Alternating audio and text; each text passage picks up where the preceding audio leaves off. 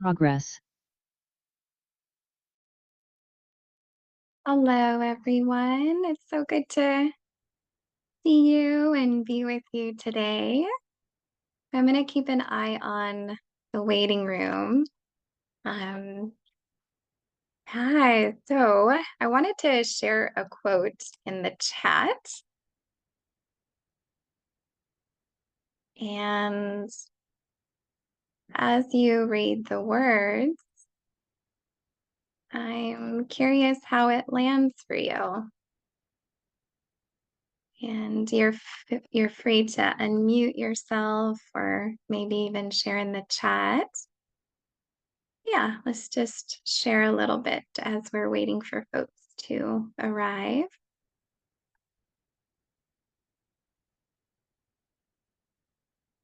So the times are urgent. Let's slow down. Yeah, and as I read that, there's a sense of urgency that's kind of right underneath the skin. That's probably coming from the outside in. And so, what that really calls for is just a bit of slowing down. Yeah, and someone is sharing in the chat. I'm not sure what your name is. I've been talking about slowing down to slow down, not as a means. Speed back up. Yeah, and Madison, I can feel my body soften and relax. Hey, Tiffany. Yeah, and Sophia, a full body exhale. That's beautiful. Hi, Superior. So good to see you here. Yeah, it's more important now to slow down. So much can be missed when you feel the need to do so much in such a little amount of time. Absolutely. Yeah. So, while we start to kind of settle into our space together, I'd really love to hear from you and what inspired you to sign up for the free talk, The Way of the Maiden. And it's definitely an East Asian medicine lens on the wisdom of really helping our maidens walk through the fire. And what we mean by fire, as we'll talk about later, is they're very much coming from this very wood, spring like energy of childhood into their fire years, which marks the transition from childhood into puberty, which, as we all know, is very much a rite of a passage. Um, and there's so much that we inhabit and embody, and that we inherently and innately know, having gone through that journey ourselves. So there's so much compassion that we can have for our young maidens in holding space for that. Yeah. And so hopefully, as a future elder, you can almost build a context for understanding their cyclical bodies. And I think that's kind of what's missing in a lot of the education. There's so much like emphasis on sex education, if they get that still. I don't know. A lot of schools are actually saying they actually don't even provide that. And so a lot of times at the parent level, since they didn't get the education, it's almost as if they don't know how to pass on that education. And a lot of times we are not coming from broader communities to actually share that within elder circles. And so um, this is very much an attempt at revival of reclaiming what we already know. Yeah, and to hold that space dearly for our maidens so that they can come equipped through the fire and that they can walk through with more empowerment. Um, in knowing about their cyclical bodies and how powerful they really are. Yeah. So Gradia in the chat is sharing, this has been a recurrent message I've been receiving, trying to create and accept room for it in me. Yeah, that slowness. Absolutely. Yeah. So I'm curious if any volunteers maybe want to unmute yourself and just share who you are and what inspired you to be here today. I'll share. Can you hear me? Yeah, Tiffany, go ahead. Hi, my name is Tiffany. I'm in the Seattle area. Um, I'm in a room right now with my 13-month-old daughter. Um, and yeah, I feel like she's a big, inspiration for me. This is Vienna. And yeah. And I'm an older first-time mom I'm 39. And I've been breastfeeding for 13 months, and so I'm very much in a phase personally of slowing down and just really nurturing myself. And when I think I've kind of got it, like I'm going slow, it's like every day there's a very humbling thing of like not slow enough, or you think you're slowing down but not. And so I'm just really in it. And I followed your work in a lot of ways, and want to hit my perimenopause time with a great deal of attention to slowness. And yeah, and just in talking with a few female friends yesterday, we were kind of talking about how somewhat we were saying, like, it's best to enter pregnancy, fortified, or enter postpartum fortified, and how that's can be a tough thing in our world today. And one of them said, I think it really needs to back up to the teens. And I'd already signed up for this talk, and it's like kind of like someone said, recurrent. These themes I think show up in different phases, and you can't start soon enough. And so yeah, some of that stuff for personal reasons, and then just wanting to be able to be a model for my daughter, and have things be a little different. And yeah, so I'm happy to be here. Yay, happy to have you here. Hi, Yeah. Vienna. Yeah, I feel like what you're speaking to is this idea of healing both directions, almost like your past and then your future, and almost being like that bridge. I feel like that's really beautiful. Yeah. And I totally am with you on the whole perimenopausal window. Yeah, it's tough to navigate that when you have littles. Yeah, that's definitely a challenge, but doable as you're doing. So, yeah.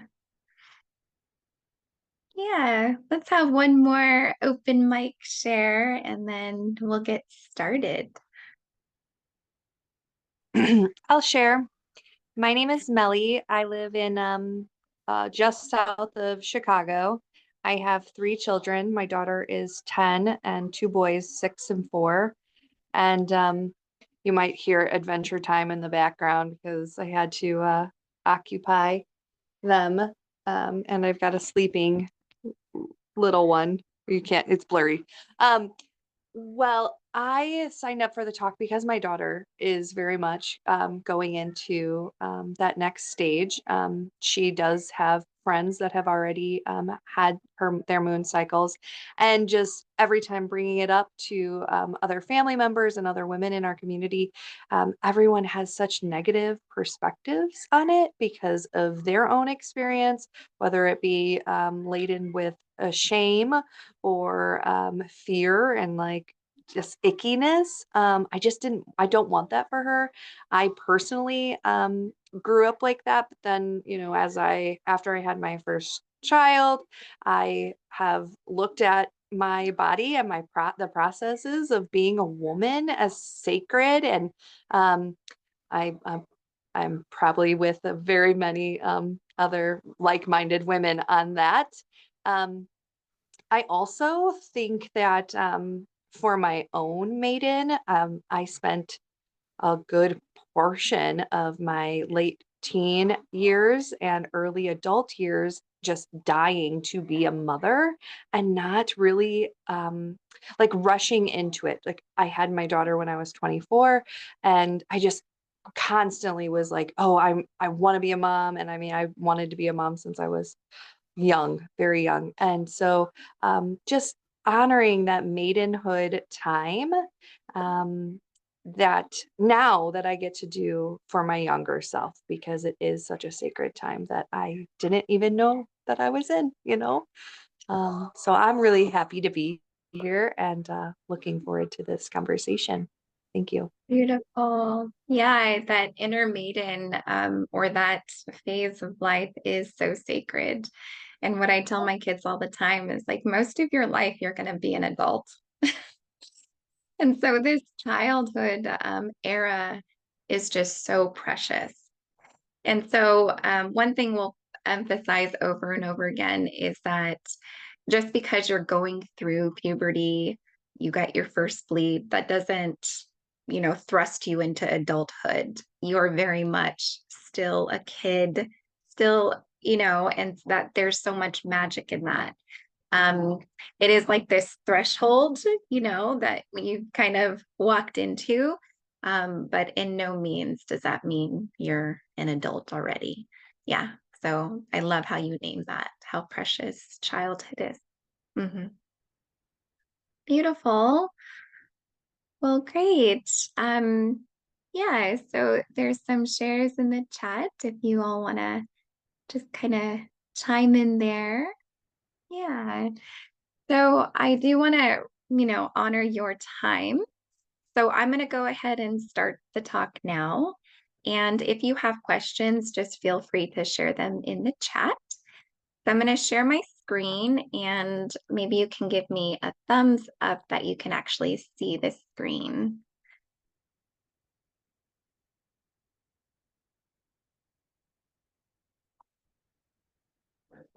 Okay, can everybody see that?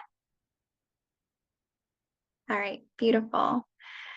So yeah, this topic um, really started to bubble up for me. I have two sons actually, and they know all about menstrual cycles. They know the four phases, the inner seasons, all of this stuff. And I remember them asking when they were really, really little, they would see my bleed and ask if I was hurt, if I was in pain, if I was dying. And so it just kind of opened up this beautiful pathway into a conversation about them getting to know about my cyclical body.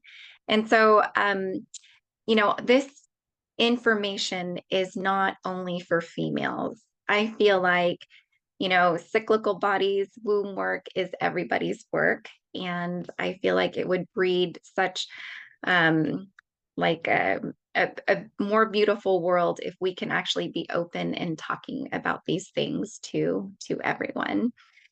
Yeah, so it started kind of brewing inside of me as I was, in clinic, treating a lot of females for reproductive health conditions and realizing that their inner maidens were very much a part of their healing journey. And so we would do a lot of inner maiden work with them. And what I mean by that is they didn't know what ovulation was. They just thought that when they started bleeding, they had to hide it. It's shameful. And so just imagine that type of relationship that you have from the very beginning of needing to hide, feeling a lot of shame, as Melly was talking about, is like the ickiness of it when it's such like a crucial part of humanity to have these cycles, these menstrual cycles. So yeah, it is a pathway to actually talk about these things to where it could be more empowering rather than shameful. And as we'll learn through the eyes of East Asian medicine, your menstrual cycle is a barometer of your health. it is like a vital sign. And so all these years that we kind of ignore these signs that our menstrual cycles are giving us are kind of like these missed opportunities. And so let's kind of dive into it today. So this is me. I'm an acupuncturist and herbalist.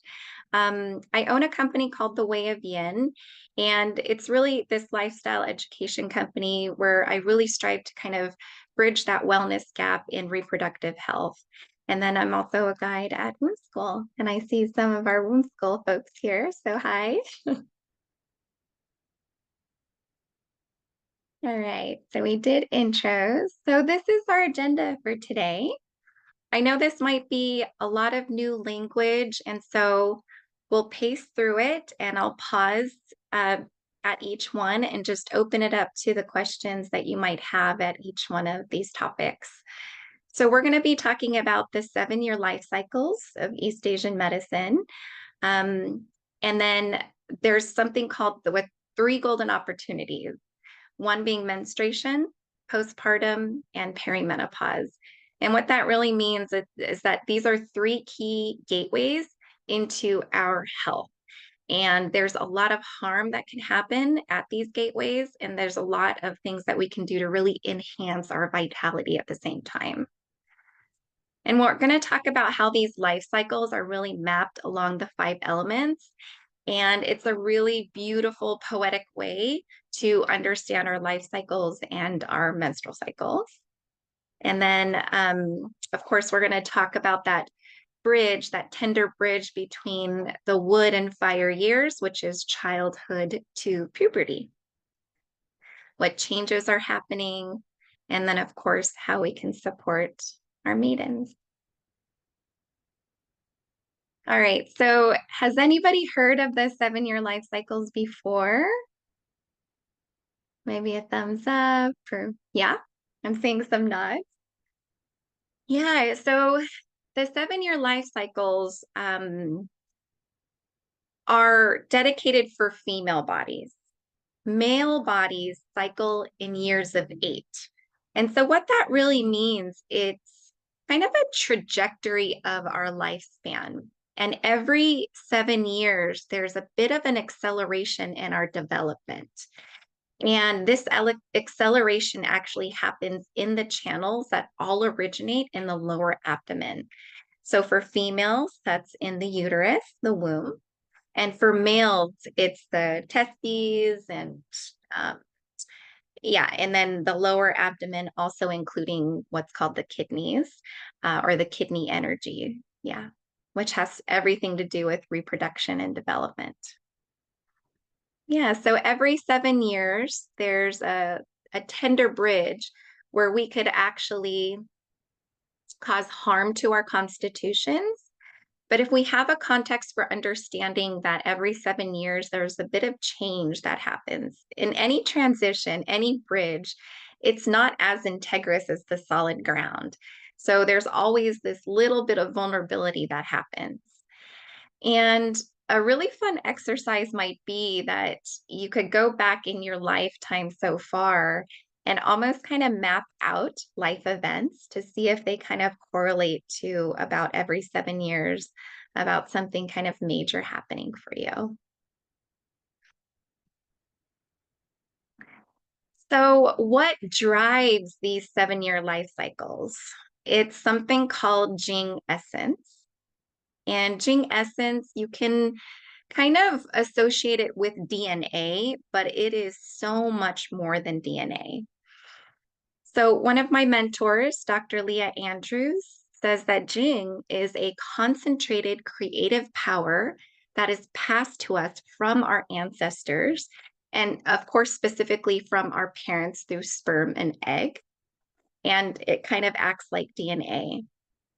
But with that ancestral kind of inheritance, we are also inheriting the joys, the traumas, the tribulations, all of those things are also coming along with it that influence our Jing essence. And your Jing essence, you can think of it sort of like a savings account, and it's stored in your kidneys. And it's related to our hormonal and reproductive functioning. Yeah. So let's pause here. And I just want to make sure that we're all following along.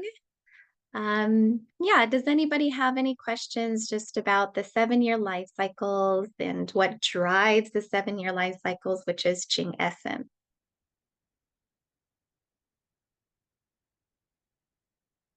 Everybody's good?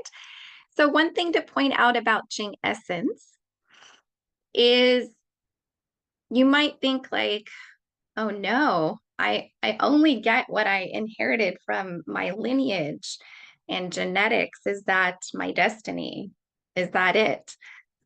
So there's this other aspect of Jing essence, which is called post-heaven essence. So from the moment that you're born, earth side, until present day, you have influence on your Jing essence through lifestyle, through balance of work and play, through dietary means, and then also through those 3 golden opportunities that I talked about earlier, which is menstruation, postpartum, and perimenopause.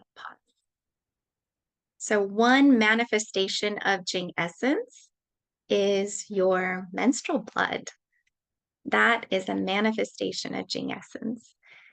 And so that's why in East Asian medicine, if you go to your acupuncturist, they'll ask you all about your menstrual cycles because it really, really matters. So we monitor how much you bleed, how often you bleed, because this is your essence that's shedding every month. And of course, it's necessary to kind of keep the cycles going of life, death, rebirth every single month, but we don't want to lose too much and we don't want to bleed too often. Yeah, this is our savings account. All right, so in relation to each other, Jing essence moves in a cyclical manner through the 7-year life cycles. And so it really just has this emphasis on the trajectory of your lifespan. So yes, it's kind of like a framework of 7-year life cycles, but how fast and how slow you move through these cycles, we actually have some input on, some influence on. So you might hear the term like early bloomers or late bloomers. We've probably all heard these terms before, and these are all influenced by Jing essence. So just because you're an early bloomer doesn't mean that you could you don't have any influence on kind of slowing things down. Or if you're a late bloomer and things are just kind of sluggish and not moving at all, doesn't mean that you can't have influence to kind of help progress it along either. Yeah, so we very much are, participants in how healthy our Jing essence is. All right, so here are those 3 golden opportunities that I talked about. So through the monthly menstruation, we lose a little bit of Jing every single month. And so that's why it's really emphasized within East Asian medicine to have what's called menstrual attunement practices, which is rest when you're bleeding, make sure that you're eating really iron rich foods to kind of replenish your blood and replace kind of that loss of Jing. And what you're really doing is restoring your savings account each month with these practices. Yeah. And then postpartum marks your greatest Jing loss.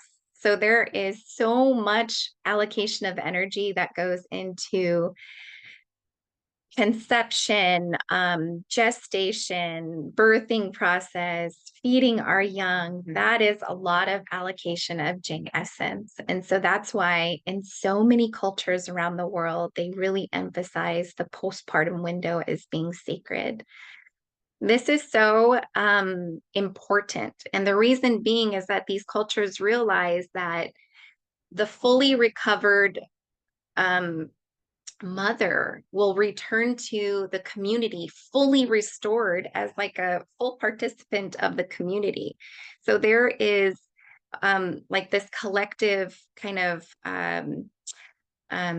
incentive in healing the mother fully and completely. Yeah. And so I'd love to hear what this kind of fourth trimester is called in your cultures. There's so many names for it all over the world. My mother-in-law, it's called cuarentena. And then in Korea, from my mom, it's called samichil, which I feel like translates to like 40 days. And then I think in South Asian cultures, um, yeah, they emphasize like the 40 days of recovery, like strict recovery. Yeah, and then of course in like China, this is just a practice that is they have all kinds of facilities there for new mothers to just fully be taken care of and have all kinds of nourishing meals for full replenishment. Yeah. Hmm. Yeah, so cuarentena also in Costa Rica, beautiful. Yeah, and Madison has a question. What triggers the shift or change every 7 years? So this is just a progression of development and reproduction. So this is kind of the same thing within, Western medicine is just the development that naturally happens. And this is why gene is so related to DNA also, but not only DNA, is that this is what drives our progression towards aging and development and reproduction, kind of changing and shifting over our lifetime. Yeah, good question. All right. So this last third golden opportunity, perimenopause. Ooh, I could see some smiles. Hi, Cher. Yeah. Um, so from personal experience, I'm in my sixth life cycle right now and very much in my middle years, which is perimenopause. And this is very much a rite of passage this time. And it's a whole mixed bag of feelings of almost like a celebratory, yes, we're almost there kind of a feeling, but also feelings of grief that the reproductive window is closing. Yeah, so it's kind of a mixed bag. And then it comes with all kinds of changes that happen. Because what we're doing here in perimenopause is it's the second puberty. So the first puberty, we're coming into our reproductive cycles. With perimenopause, we are phasing out of them. So it's really this kind of long breath window of time to really honor the death of our reproductive cycles and kind of coming to terms with it while we meet our body through those changes. Yeah. All right. Does anybody have any questions about the three golden opportunities?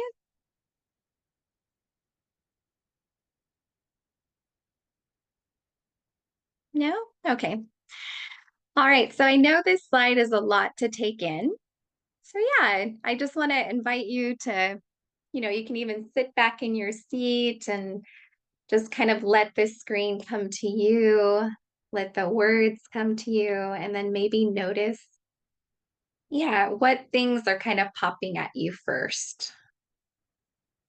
Yeah, so you might notice kind of the circles and then like the big circle in the middle, labels of elements and parts of the menstrual cycle, life cycles. Yeah. So let's start with water.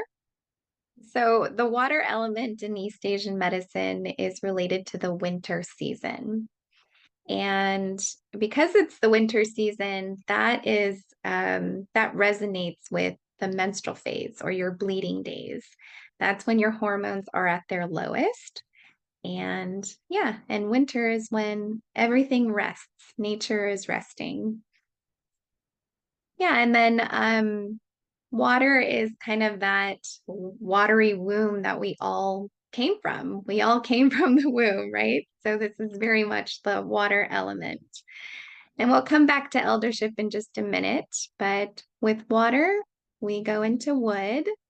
So from winter to spring. And so if we were to follow the seasons, we can also follow the menstrual cycle. So after our bleeding days, we come into pre-ovulation. And that's where we feel maybe a sense of rebirth.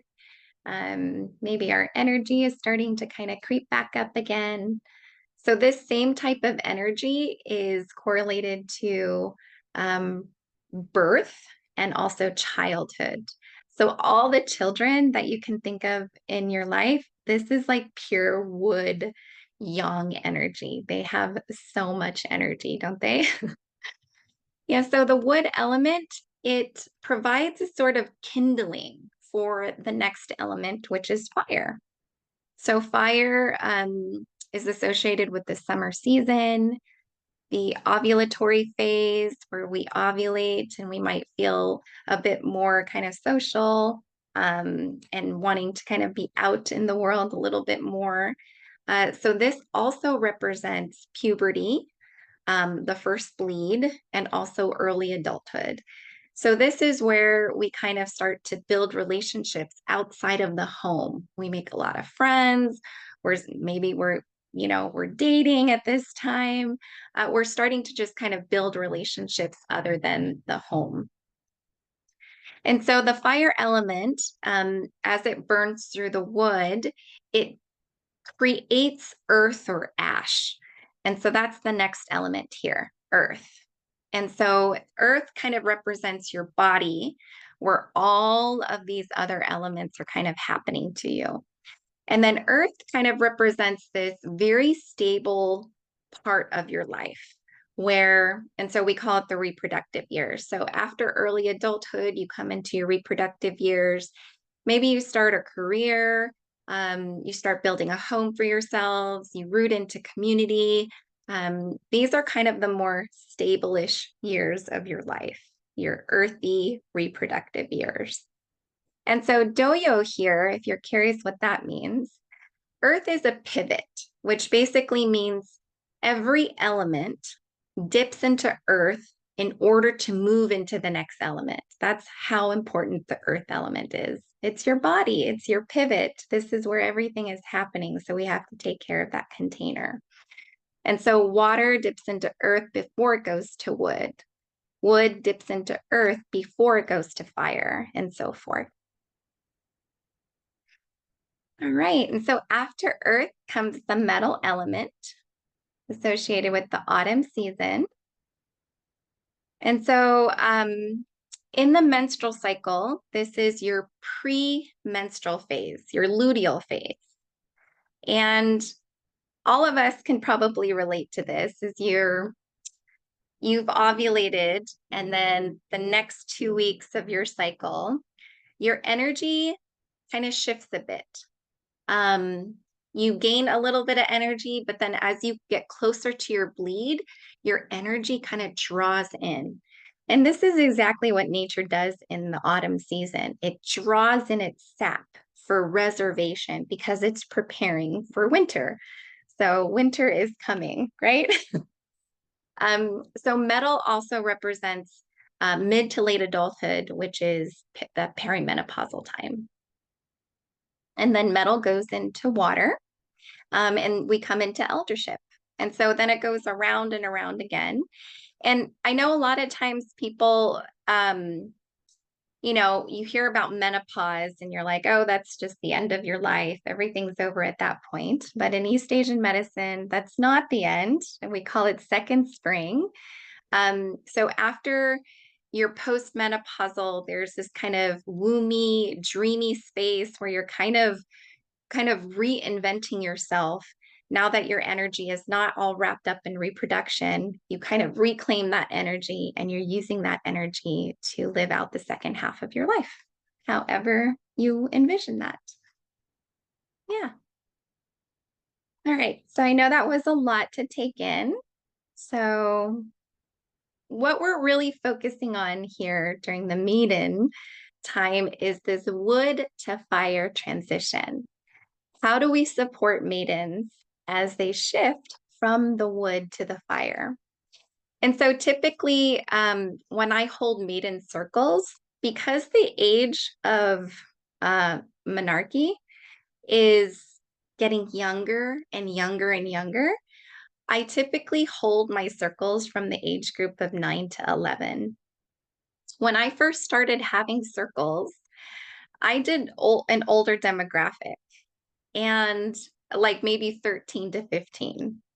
And I learned very quickly that once you're kind of already passed through the fire, the receptivity for external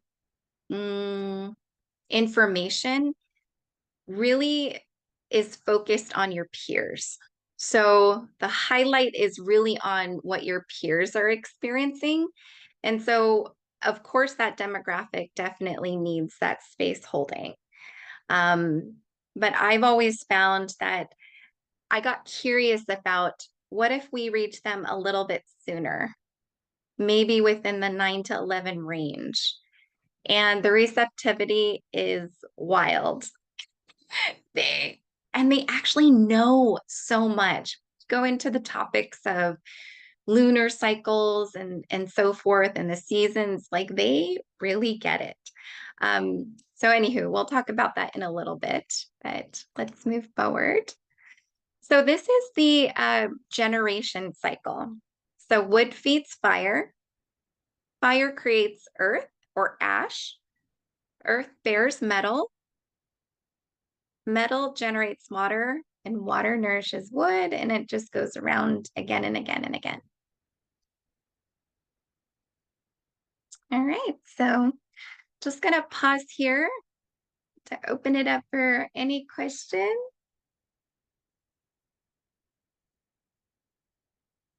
Oh, we had a good turnout today.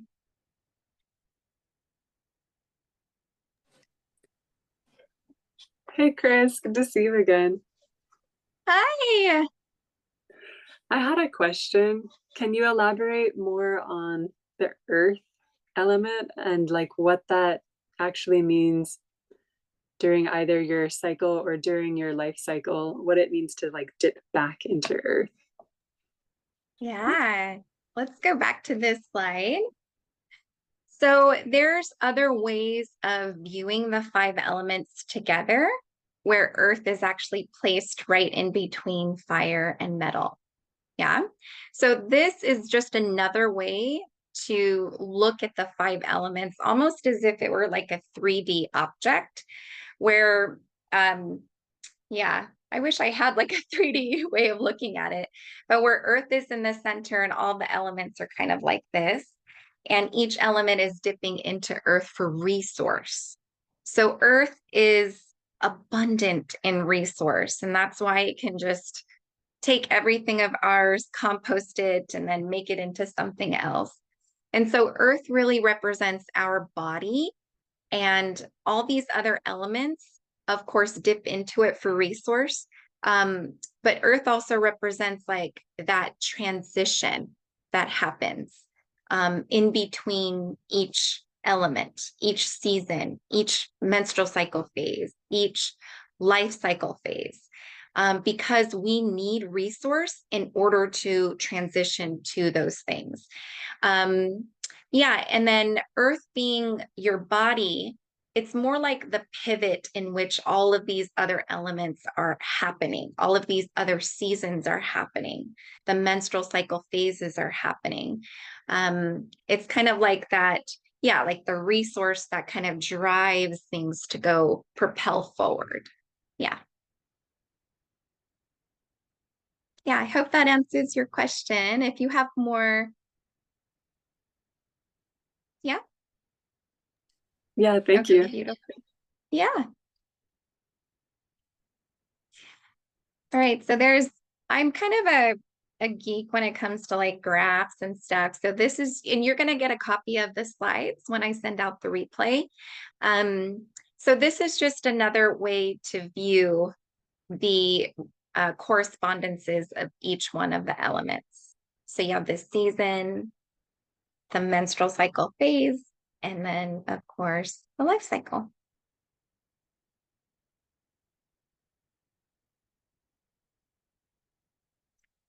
All right, so this is kind of the bread and butter of our chat today.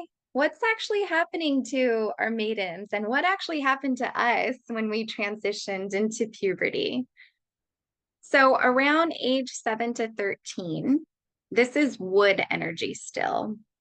And let's think about like little seeds that we plant in the earth. There are little sprouts that grow up. And these sprouts, we want them to have really, really integrous, deep roots. And you've probably heard of the term of like leggy sprouts, which basically means that they sprout up too fast. So during this time, age 7 to 13, this is such a crucial period of time for maidens to root in to security, to safety, a sense of home, a sense of community. And a lot of times, if you look back in your life and start to really give space for the things that were happening in your life around this time, it might kind of explain your experiences shortly after or throughout your teenage years or even throughout your adult life or even till now. Your kidneys are the root system of your body. This is the home of your savings account. This is where Jing essence is stored. This is where the emotion of fear and fearlessness live, that whole kind of spectrum of fear and fearlessness. And so if you can imagine, if this age range, if one experiences a lot of instability, insecurity, no safety, this has like detrimental effects on your Jing and your development and your experiences, through life. So there's a lot of rapid growth that happens because spring energy is just up and out. It's yang energy. And so the real emphasis during this cycle is to really root into the kidneys, supporting the kidneys. And what that really requires is all the things that I mentioned, like making sure safety is in place, security is in place, and so forth. Yeah. So also during this time, at the tail end, your Jing starts to kind of stir. And what this does, we talked about it earlier, there was a question like, what's actually driving these 7 cycles to move forward? And so Jing essence kind of gets the signal through like DNA to start propelling or accelerating development in the reproductive organs. And then, of course, the brain, as we know, is part of that reproductive system, right? Because it stimulates like the pituitary gland to start triggering certain hormones to be produced. And so in East Asian medicine, we call it tiangui, which is menstrual blood or heavenly water. So it really starts to just kind of concentrate down in the lower abdomen. And then around the age 14, it's not the age 14 for everybody. Sometimes it's as early as like 8 or 9, and sometimes as late as like 16, 17, 18. It's really a really broad range for everybody. So this really marks the first bleed, and you start to enter that fire stage upon your first bleed. And in East Asian medicine, it's all poetry, the way that they speak about it, but they call it the red dragon descends. Yeah.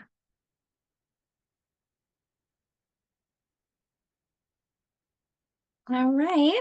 So before we get into this, did we have any questions about how East Asian medicine views the progression through life cycles and being thrust from like the wood into the fire stage. Good morning. I have a question. Yeah. So I've previously heard that it's possible if it doesn't have to be a large traumatic event, but just sort of an event that sort of shifts the consciousness in like a young girl, and that can either bring on her menarche early or it could postpone it later.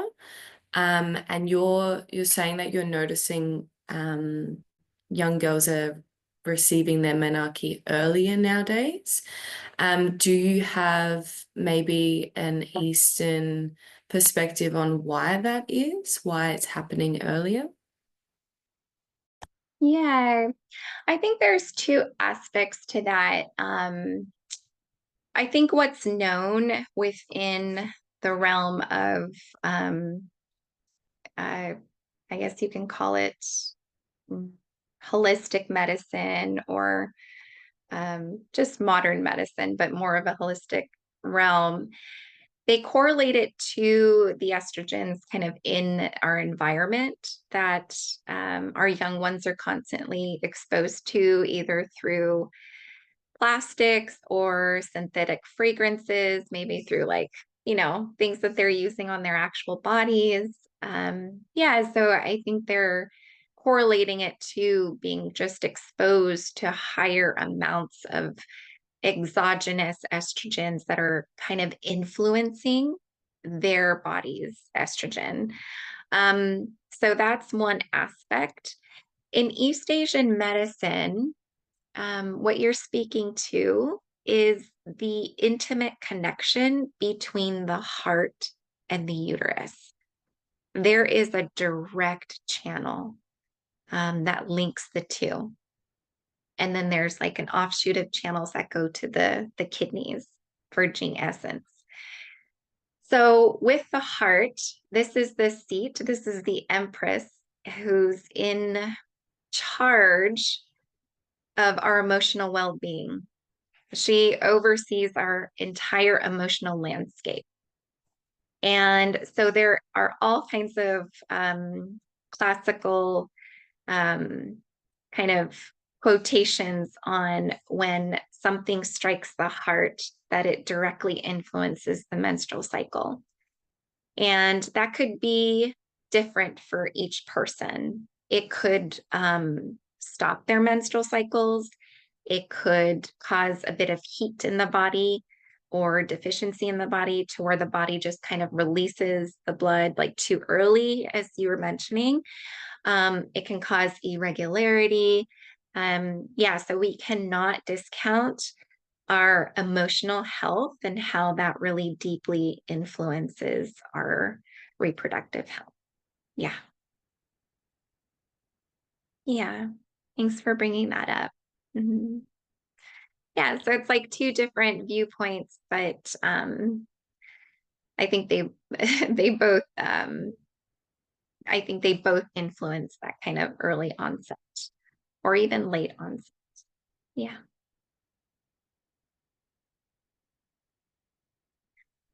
Yeah, so how do we support our maidens through this rite? So these are just some of the maidens that I've supported over the years. And yeah, of course, the curriculum that I teach has kind of shifted over time. And I've really learned a lot from them. So I can't take all the credit. It's very much like this kind of co-collaboration with the maidens that I've held space for. They know so much already. They probably already have sisters. Their aunties and their moms talk about it. So they've already kind of been exposed to conversations.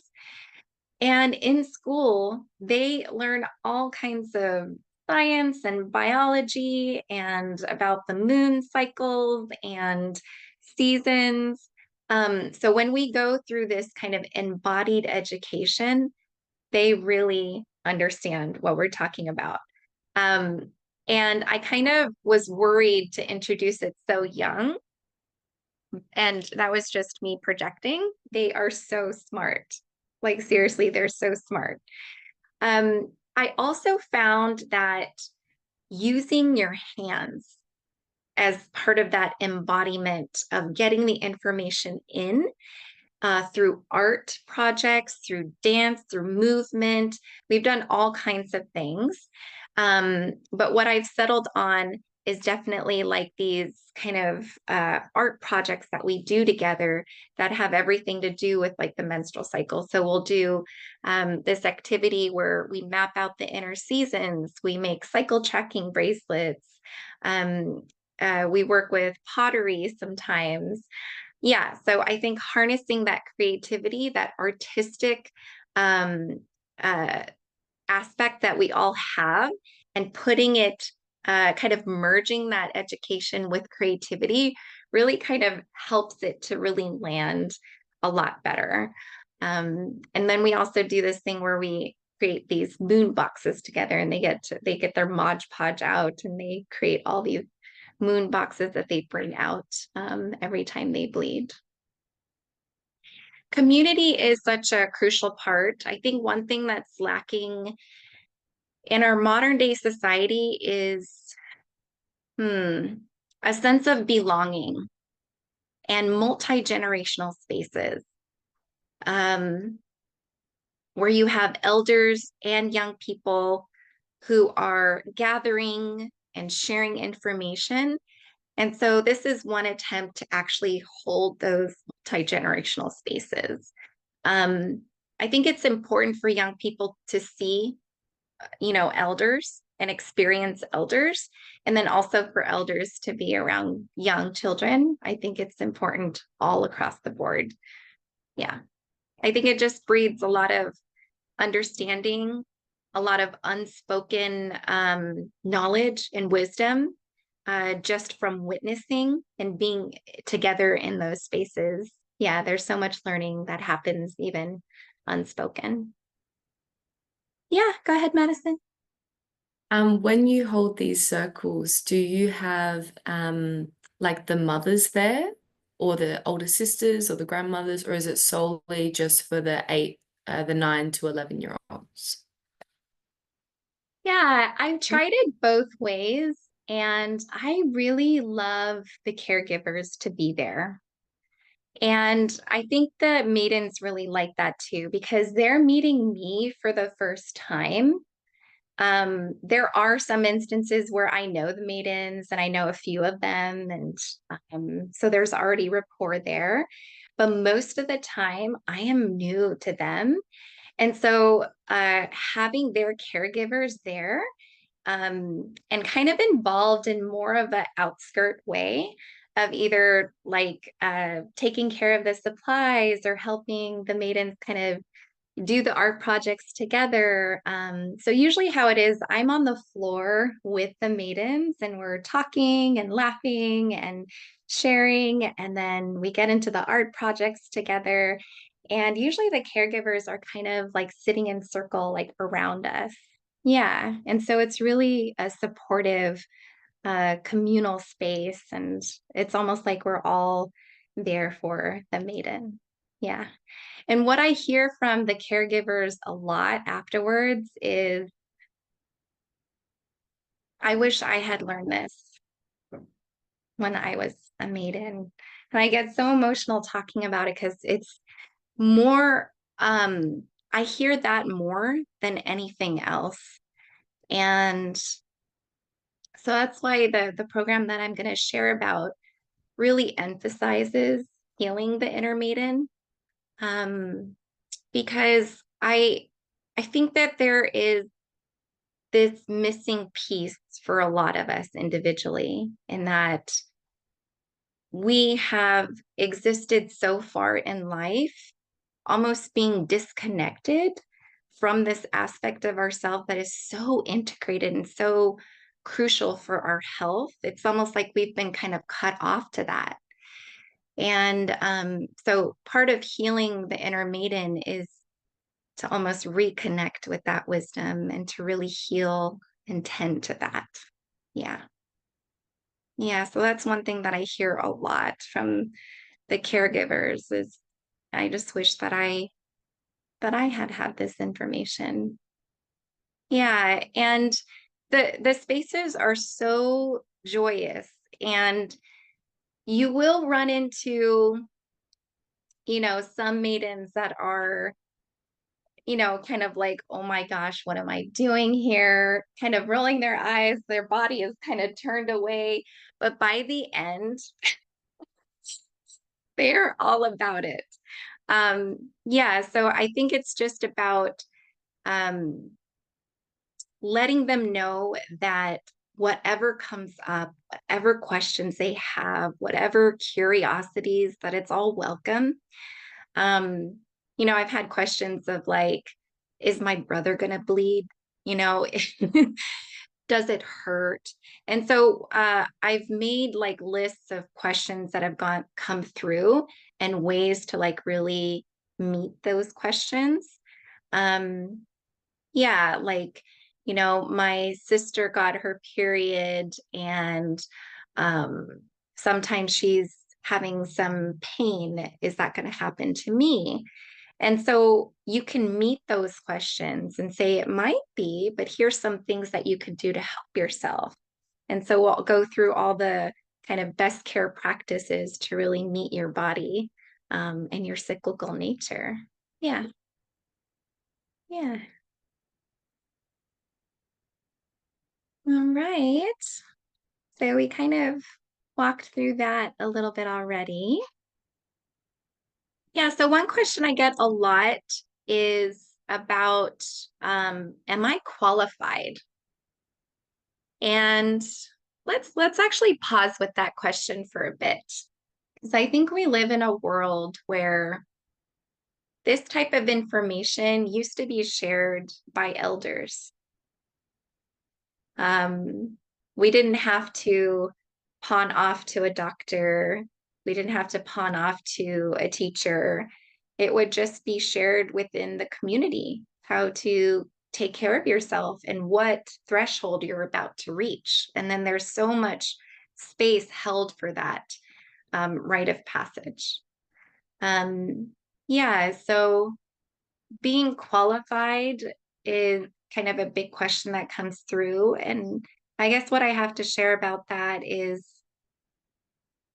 you have so much lived experience already, and it might just be some remembering. So, all the things that we kind of cover in the certification, it is things that you already know. It just might be a different way of saying it, a different way of presenting it. And what I also invite is to get curious about your lineage and your culture of how it was shared in your culture and your lineage way back when. Um, yeah, and making your circles really uniquely you and fitting for your community. And so there's a lot of wiggle room. So what I provide is the curriculum and how to present said information, but it is almost like a launching pad for you to really weave in your magic into it. Yeah. I've had a lot of graduates do dance, mixed dance into it, yoga practices, going out into nature walks. I mean, it's the whole, all kinds of things that are happening all over the world. But I think that's the key piece is to find your magic and what you want to weave into the circles. Yeah. So, yeah, the Maiden's Moon is a certification, and the whole certification process is not required, it's optional. So, you can go through the program and get what you need and go off and do circles. The certification is more if that's something that you desire. So, it's not required. So, we have 5 weeks together. And each week we go through topics to help you kind of build upon the things that you already know. So we can go through the curriculum. So week 1, we really expand on what we covered today and why menarche is a rite of passage, the importance of ceremony, of ritual, and really finding and getting in tune with your facilitator heart song. How are you going to weave in your magic? So it's really kind of this brainstorming session of just kind of gathering ideas of what you want to kind of weave into your circles.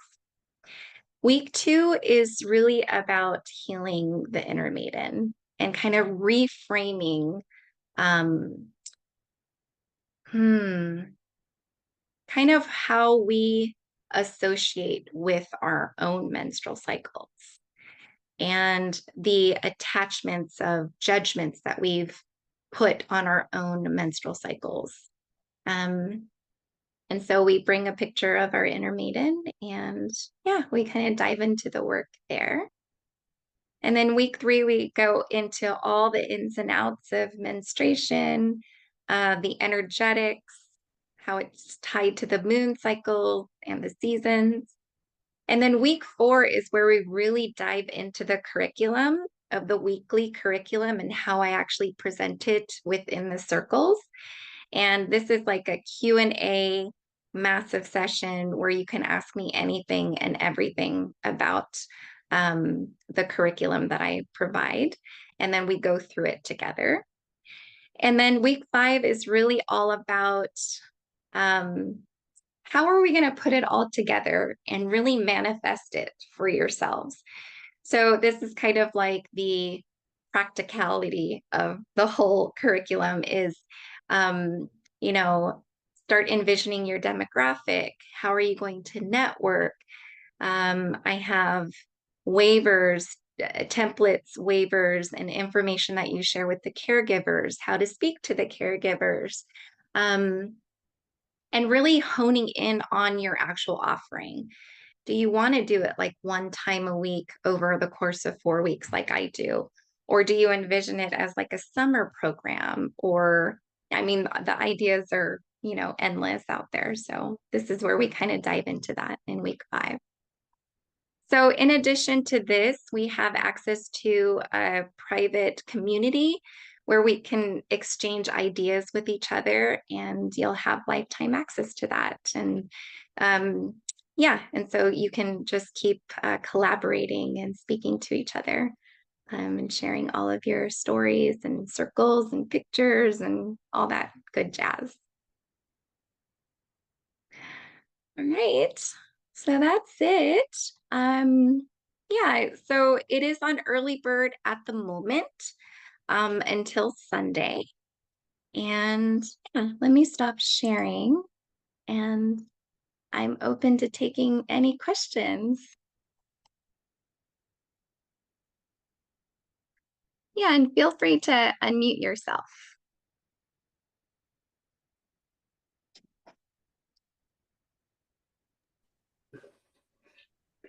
Hey, that was lovely. I really enjoyed that. Yay. I had a very practical question just about when you do hold maiden circles. Is that a one-time rite of passage, or do you actually meet with the same girls like multiple times? Yeah, so I moved recently from Santa Barbara to Claremont. And so I kept in touch with the families when I was over there. And then I kind of handed it off to another facilitator. And so usually how it happens is we stay in contact with each other either through like a WhatsApp group or, and then we kind of set up meetups and stuff. And it's really a trip to like, hold circle for somebody who's like 9 and then you see them at 15 and you're like, whoa, what's happening?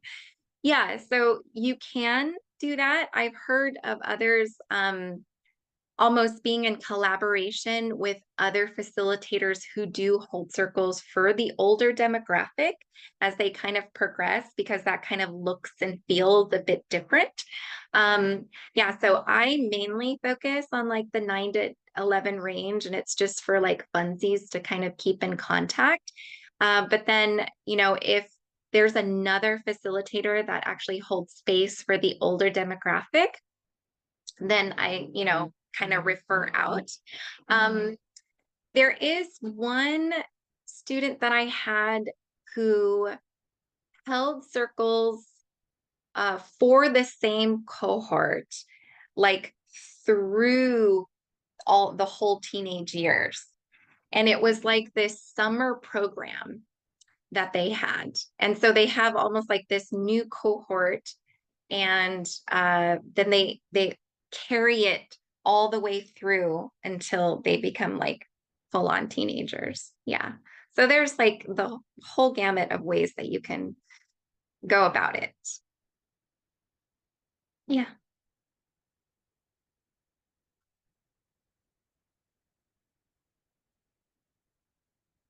Any other questions?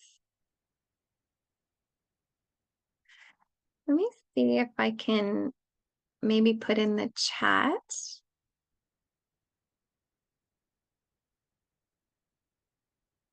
I'll put the link here and then you can copy it. And then I'll put my email if you ever want to email me and have any questions. Okay, so this is the landing page and there's a coupon code, Maiden 2025. And then let me put my email address.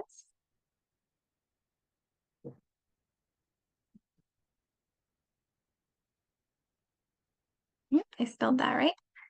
Okay, loves. Yeah, just email me with any questions that you have. And I do have a replay. That's, you know, whenever this Zoom thing creates the replay, I'll send it out in an email along with the slides. Yeah, so you can look out for that. All right. Well, thank you so much for being here. Yeah, and we'll see you soon. Take care.